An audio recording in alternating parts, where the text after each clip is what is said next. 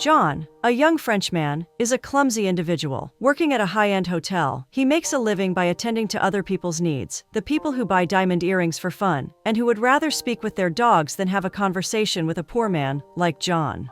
Another main character, Irene, falls into the category that was described. She is visiting the hotel together with an old man who doesn't look like her father at all. Frankly, his role includes, in part, an aspect of fatherly love. In short, he could be called an elderly provider and a lover. Tonight, however, he can only fulfill one of those roles. Drunk out of his mind, he is helped to the bed by the fit girl, and naturally, sleep comes very soon. The boredom comes immediately. As it seems, Irene is not only a fortune hunter, but she has an enormous appetite and lust for amusement as well. A perfect combination. As the girl reflects on how to fight boredom, John is already participating in a rigorous clash against it. He is serving a solitary man, sitting alone in the restaurant, when suddenly he receives an unusual invitation. He's offered to enjoy an extremely expensive cigar, along with an extremely expensive whiskey. Boredom must be warring with everyone tonight. When Irene comes down to the restaurant, she looks like an individual who would attract everybody's attention in the room. The room into which she enters tonight, however, is filled with nothing but lonely chairs and one sleeping individual. As it appears, the wealthy man is left, and the poor barman has fallen asleep from exhaustion on a couch. Irene doesn't know this, however. To her, a plebe barman wouldn't even dare fall asleep in a restaurant like this. Furthermore, a glass full of whiskey is still in John's hand, so the girl thinks he is a wealthy guest as well. When she prepares her passionate gaze and clears her throat to wake him up, the man jumps up, stiff and afraid, as if a bee had stung him in the neck. Comically enough, their conversation takes on such a form that Irene fails to realize who he really is. Frankly, John has no intention to reveal his true identity as well, since that would surely mean losing the only job he has. Rather, he prefers to do something he has never done before. Lie to a customer. Acting as a playful and daring individual, he gets inside the bar with the intention of getting some drinks for both. And so, both her love for wealth and entertainment are fulfilled by this harmless lie. As it turns out, it is Irene's birthday tonight, so she has one more reason to forget about her old beneficence and spend time with this mysterious, wealthy individual. Everything works out perfectly for John, too. Since he has a key to every room in the entire hotel, he takes her into an imperial suite and gives her a tour on his drunken, wiggly feet. Finally, after many small incidents, they reach the bedroom, where the drunk girl claims her birthday present. The night has a huge effect on John. So what if it was based entirely on a lie? So what if Irene didn't spend time with him for his personality? It was still better than taking the dogs of the rich for a walk. It was still magical. A year goes by then, and the barman gets back to his normal life, tending to the needs of the rich. One day he suddenly catches a glimpse of Irene, walking inside the hotel together with her old lover. Time is of the essence here.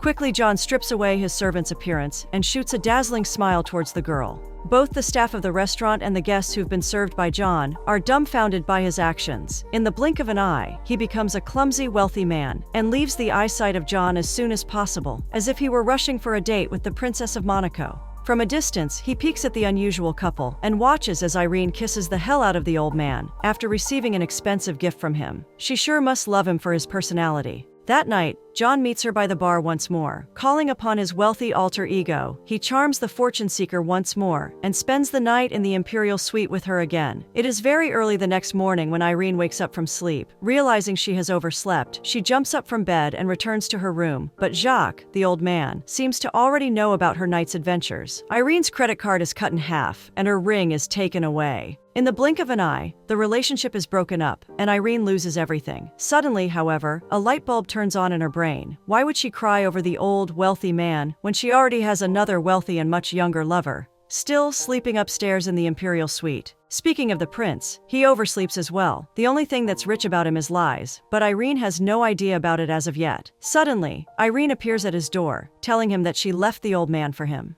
Tears come to her as she speaks, and we are assured that the skill of lying is shared among the duo. John has no idea what to do. His lies are beginning to strangle him as he fails to read the falseness of Irene's words. Having no other option, he joins her in bed. Suddenly, the door of the suite opens, and a new family walks inside alongside the concierge. 3 kids see Irene staring at them from the bed. The eye contact session goes on for far too long. Silence suffocates everyone as anger and confusion grow inside the girl. Finally, enraged that John prefers to hide under a blanket in this embarrassing moment, she throws it away and reveals the servant, wearing nothing but underwear beneath her waist. A much worse picture for the kids. Naturally, the concierge recognizes the man immediately, and John's secret is revealed in a matter of seconds. Irene has no idea whether she will be furious or ashamed. Silently, she picks up her clothes, gets ready very quickly, and leaves the royal man behind.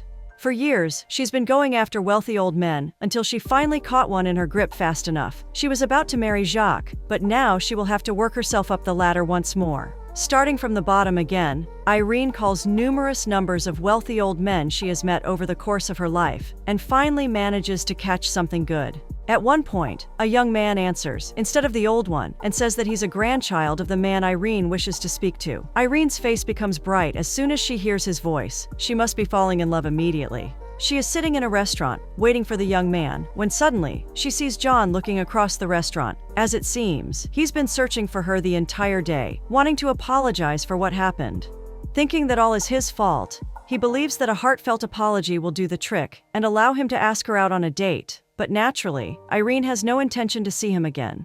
She doesn't even care about the apology either. The magnitude of the destruction John's actions caused in her life is so great that nothing can change her mind. Furthermore, he's taking trains to travel across cities.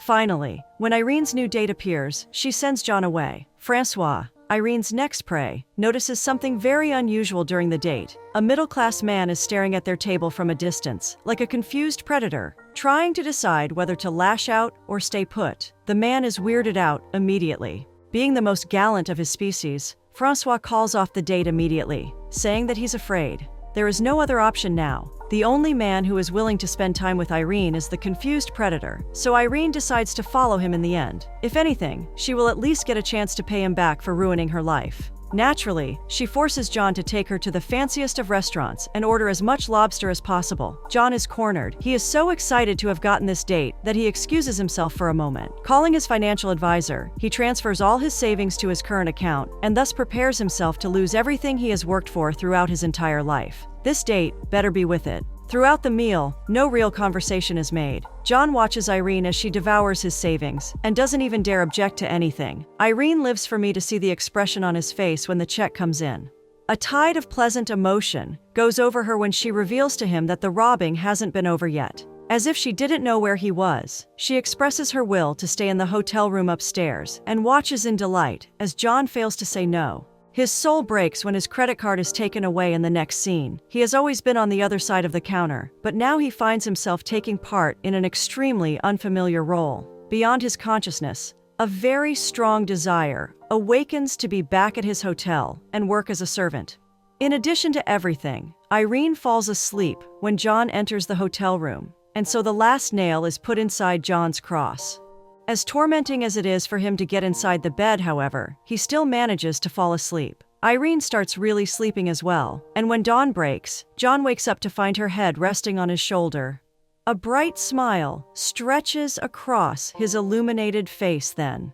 This single act of unconscious intimacy proves to him that it was all worth it. Happy and probably homeless, in the next scene, he finds that Irene has already spent some more money from his credit card before he wakes up. There is no way back now. Presenting a perfect example of what the combination of sunk cost fallacy and true love is, he accumulates the rest of his money and tells her to go to the city. Irene is taken aback by this proposition. She's been thinking that his back has already been bent, and the revenge has been successfully carried out, but the man shows no sign of desperation at all. Irene happily drains him of all of his money. It isn't even evening time, when all but a few cents from John's savings are devoured. The time comes for Irene to say a cruel goodbye, but suddenly, something happens that changes the course of events abruptly. Buying 10 more seconds of her time, John gives her 10 more cents, and uses these 10 seconds to just look at her face silently. His expressions show so much love and so much awe that Irene realizes she has never been looked at like that throughout her entire life. As she walks away, she finds herself feeling strange emotions, unusual and very unpleasant. These emotions tell her something about herself that she doesn't like, even though she's been drowning in money her entire life. She's been poor until this moment. Returning to the hotel to pay up that evening, the barman realizes he cannot pay. The police are about to be called when, fortunately, a woman who stays there expresses her desire to help out this young man in need. This must be an invitation to a certain, very subtle kind of relationship. And since one tends to become like his lover, John accepts this invitation willingly. Frankly, There is no option for him at this moment. Coming downstairs that night, embarrassed and stirred up, he sees something that finally bends his back. Irene is walking inside the hotel with another man, leaning on him and speaking in a d***ing voice. She follows him in the elevator and goes up to his room. It is all so terrible for the young man. The fact that his money was wasted is nothing compared to the realization that the love he has expressed throughout the entire day is being thrown away as well, stripped away from everything. A desire for revenge awakens in John's heart too. He truly is becoming like the person he loves. Walking upstairs again, he enters the room of the woman who helped him earlier and establishes a desperate relationship with her. This is definitely going to help him rebuild his financial life. At first, Irene is furious when she catches a glimpse of John the next morning. How does he dare to be in love with her like that on this delightful morning? It is all so outrageous for her, but it's nothing compared to what she sees next. John walks over to the middle of the restaurant and joins his new lover, Madeline. Irene is dumbfounded initially, but seeing how John struggles to communicate brings a smile to her face. Whether it is a smile of love or a smile of hatred, who knows?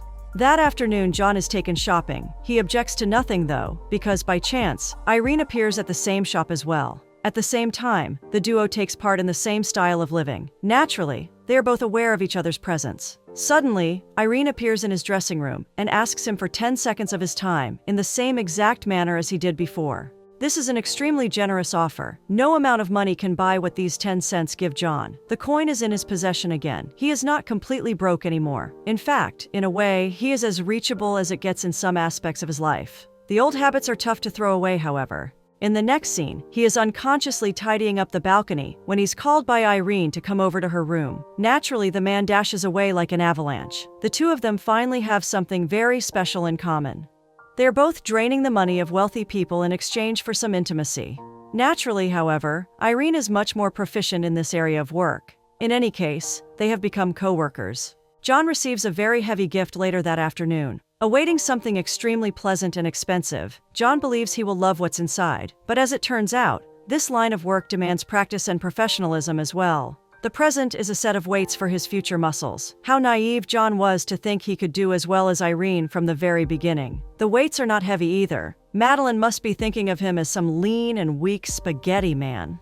Irene is infuriated by this news when she hears about it. There is no other way. She must start spilling practical advice for the beginner. He has to master the art of seduction. He must start putting his charm to use. His attempts at that reveal the truth though. His charm is as developed and honed as a statistical average. He manages to make her laugh, but not in a way that would promote any sexual intimacy. Irene gives him some perfect professional advice and shows him how to do it. It is tormenting to see how the man is seduced by her tricks. Almost drooling, John breathes vehemently and forgets how his hands work as his eyes fail to tear away from Irene's gaze. At least now he knows how to do it. Knowledge is not everything, though. In the next scene, he will have to start using these tricks for the first time. Initially, it all starts out terribly. John is forced to endure as minor plastic surgery is conducted on his ear. But afterward, he suddenly finds an opening to test his new knowledge. Acting upset and angry, he doesn't finish his sentences, and thus creates a sense of mystery, an illusion that something very important is hiding beneath the facade he puts forward. Naturally, Madeline wants to see what's underneath.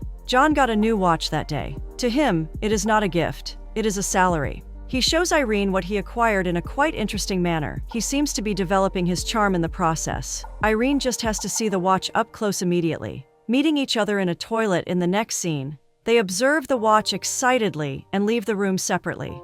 If some boy had seen them in this moment, they would think the couple were having sex in the toilet, but the two were doing something much more important. Outside, John implements Irene's ways of making conversation perfect. Over the phone, he makes fun of Irene's older lover. He calls his suite and acts as if he's calling from room service. After making fun of his age, he returns to his own grandma. Thinking that he has won the war of interests against her, he continues to play games, but suddenly realizes that he has underestimated Madeleine.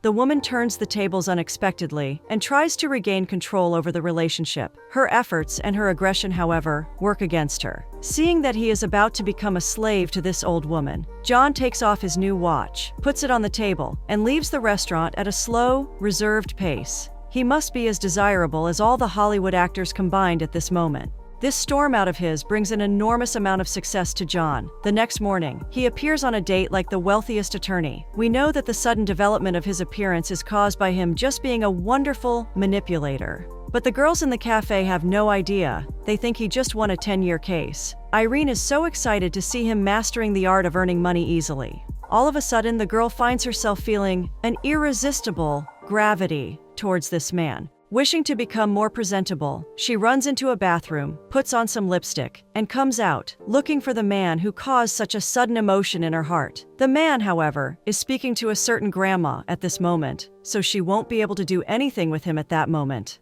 That night, both Irene and John urge their wealth provider lovers to go to sleep early. They are planning to go to a beach, and John manages to do his part of the work successfully. He is waiting for Irene outside, while the girl keeps trying to appear sleepy. She thinks that this would make her partner go to sleep as well, but the man suddenly decides to become a bat. Irene has no idea what to do. All she wants is for this old man to go to sleep, but he keeps on talking and talking about his past and ordinary things. Restless, Irene imagines the walk on the beach, the kiss at dawn, and the ride in the wind with John, and an anxiety-breaking dilemma appears in front of her. She has to either break it off with this man and leave to see John, or stay here with this boring individual and reject the most memorable nights. Suddenly, however, she realizes that there is another perfect solution to this problem she is facing. All she has to do is buy the man sleep with some intimacy. This sudden insight that comes over her proves to be correct.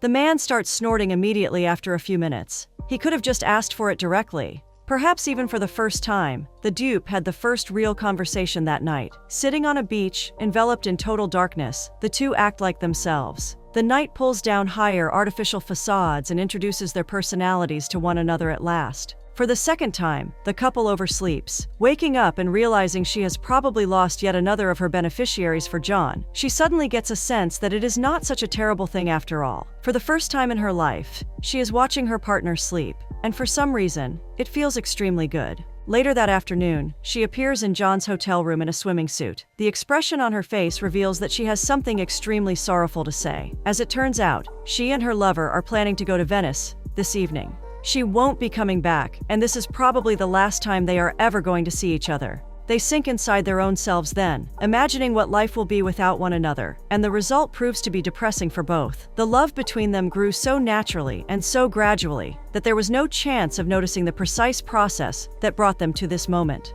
Suddenly, Madeline enters the suite, and the couple is forced to go outside on the balcony. There, as the old woman looks for John behind them, the two begin kissing one another passionately. There is no doubt, they are in love. Unfortunately, or luckily, this is the exact moment Irene's partner comes outside too. The man sees them, and decides to break the relationship off immediately. There will be no suite for Irene either. Stripped from everything she owned, Irene finds herself completely broke and desperate. She is furious at herself for acting so heedlessly. Her luggage is stored at a train station, and without it, all she owns is a single swimsuit. After telling all of this to John, she asks him to bring the luggage to her and spends the entire day in front of the hotel pool, waiting for him to get back to her. When John finally appears, however, he is with Madeleine. Irene's eyes brighten up only for a moment, and then it fades away back into the gloom once more. Her situation seems extremely desperate, but suddenly, an envelope is brought to her in which a credit card is stored.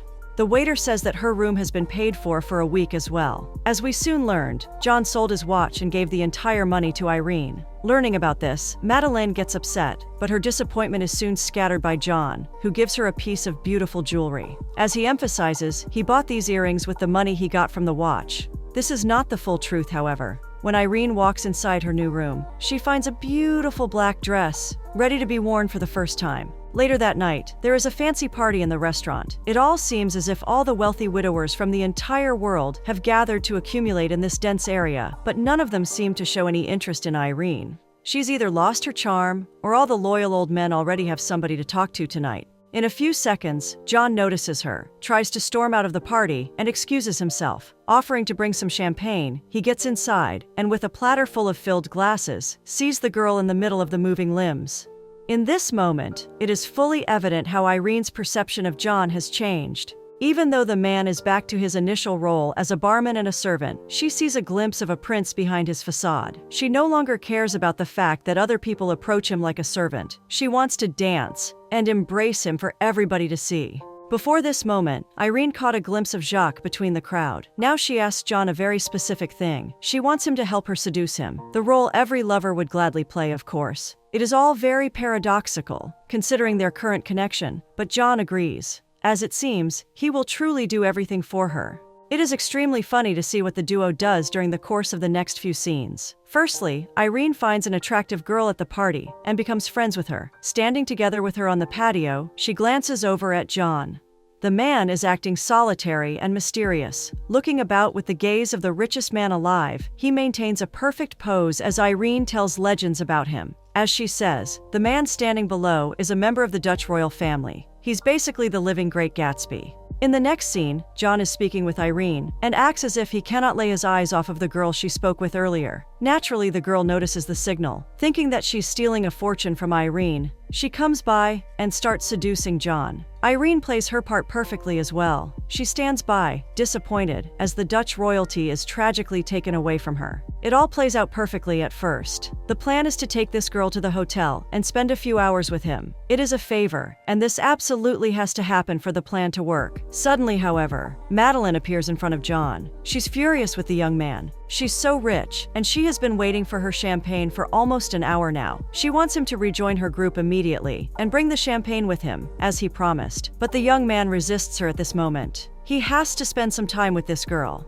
There is no other way, and if it means breaking his relationship with Madeline, then so be it. The old woman is powerless at this moment, seeing that she has failed to manipulate John with money. She surrenders and says goodbye. Soon, we find out that the girl who John and Irene coughed at with this trick is Jacques' current girlfriend. Now that the relationship is surely over, Irene can approach the old man and try to reclaim him. Naturally, her proficiency in the art of seduction prevails over Jacques immediately. Winning him back, she is sitting on the balcony of his hotel suite when, suddenly, she sees John with his date in the distance. Surprisingly, she fails to concentrate her attention from this point forward. Knowing that John is with another attractive woman nearby, she finds herself falling under a terrible spell. It is so tormenting to see the man you love enter the room with another girl. This is the first time Irene has felt this pain. Finally, she fails to endure this pain any longer. Standing up, she apologizes to Jacques and rushes towards John's room. Finally, she realizes that she needs no one else but John. Entering his suite in the next scene, she reveals the truth to his date and is left alone with her lover at last. Once the comfortable silence falls, the two kiss each other, and completely penniless, the couple dives head first into the most meaningful relationship of their lives.